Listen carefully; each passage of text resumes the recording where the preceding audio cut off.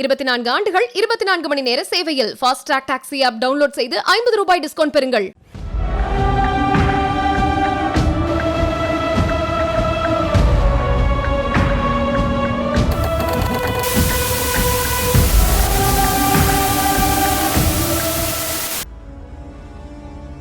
கடந்த 1949ஆம் ஆண்டுக்கு பிறகு 75 ஆண்டுகளில் இல்லாத அளவுக்கு ஐக்கிய அரபு அமீரகத்தில் பெய்த மழையால் துபாய் நகரம் வெள்ளத்தில் தத்தளிக்கிறது.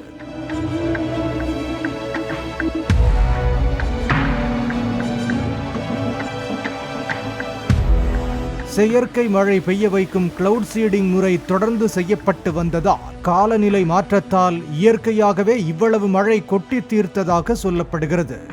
மற்றொரு பாலைவன நாடான ஓமனில் கொட்டி தீர்த்த மழையால் வெள்ளத்தில் சிக்கி 18 பேர் உயிரிழந்தும் போனார்கள்.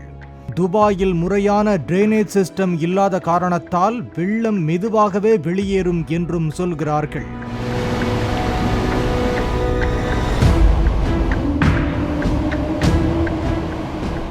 கடந்த ஆண்டு ஜூன் மாதத்தில்தான் துபாயில் $21.8 பில்லியன் அமெரிக்க டாலர்கள் மதிப்பீட்டில் முறையான டிரைனேஜ் சிஸ்டம் அமைக்க திட்டம் தீட்டப்பட்டது.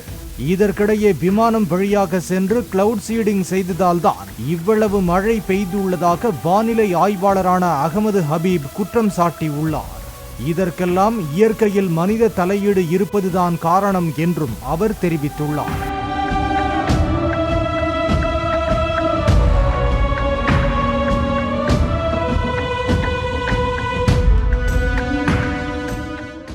ஐக்கிய அமீரக தேசிய வானிலை மையம் கடந்த திங்கள் மற்றும் செவ்வாய்க்கிழமைகளில் அல்ஜன் விமான நிலையத்தில் இருந்து செயற்கை மழையை வரவழைக்கும் விமானங்களை அனுப்பி வெப்பச்சலன மேக அமைப்புகளை தூண்டிவிட்டதாகவும் அதன் காரணமாகவே இப்படி மழை பெய்திருப்பதாக ஆய்வாளர் அகமது ஹபீப் குறை கூறியுள்ளார். மேலும் இயற்கையை மாற்ற நினைக்காதீர்கள் என்றும் அவர் எச்சரிக்கை விடுத்துள்ளார். 24 ஆண்டுகள் 24 மணி நேர சேவையில் fast track taxi app download செய்து ₹50 டிஸ்கவுண்ட் பெறுங்கள்.